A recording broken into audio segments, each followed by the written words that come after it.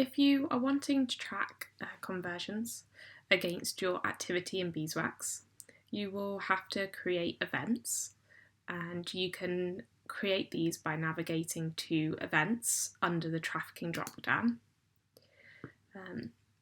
You'll have to create a new event to track whichever conversion point you would like to on a specific web page or on a mobile app.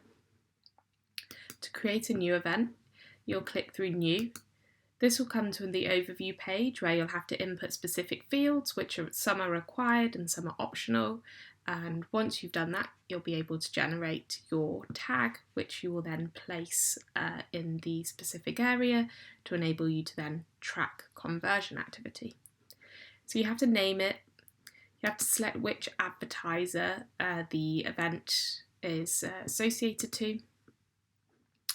You also have the two options for attribution, whether you want all the line items under your selected advertiser to be eligible for attribution when it comes to this specific event, or only specific campaigns or line items under this advertiser.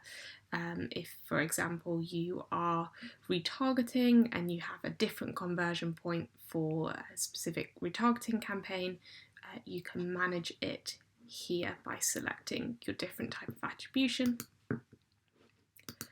Just for your own notation, you have the option to select an event type, what type of event, whether that's a purchase, a landing page, sign up, or just select other if none of the above are applicable to your event type.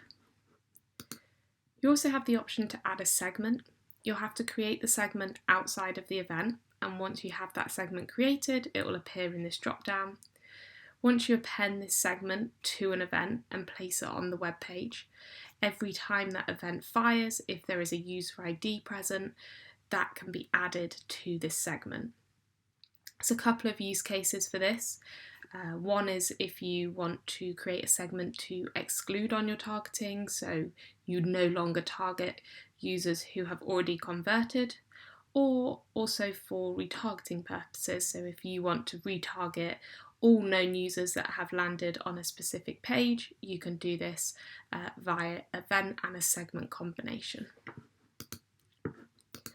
You can input the default value. This is how much this event is worth to you. If you have no specific value for an event, you can simply put 0 in this box. Then you have your click window and your view window.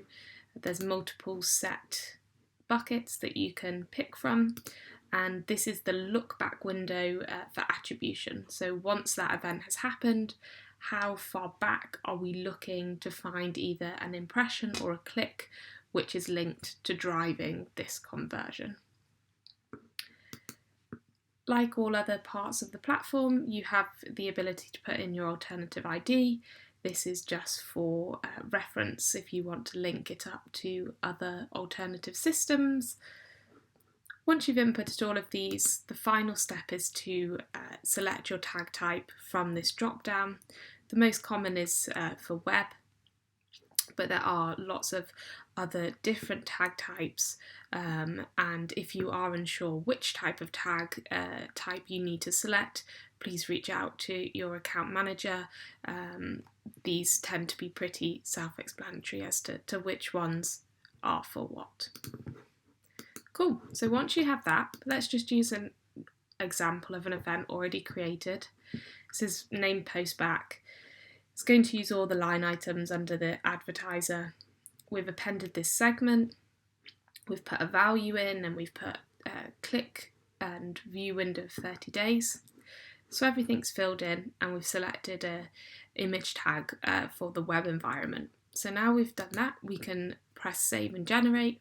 This will then give you the tag that you now need to place on the specific page or environment that you want to track your conversions.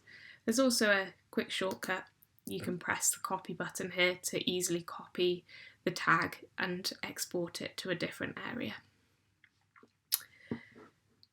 And that's it.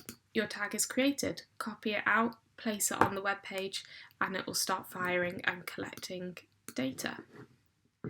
Your events will show in a list under your specific advertiser, and they'll each have an ID associated to that event.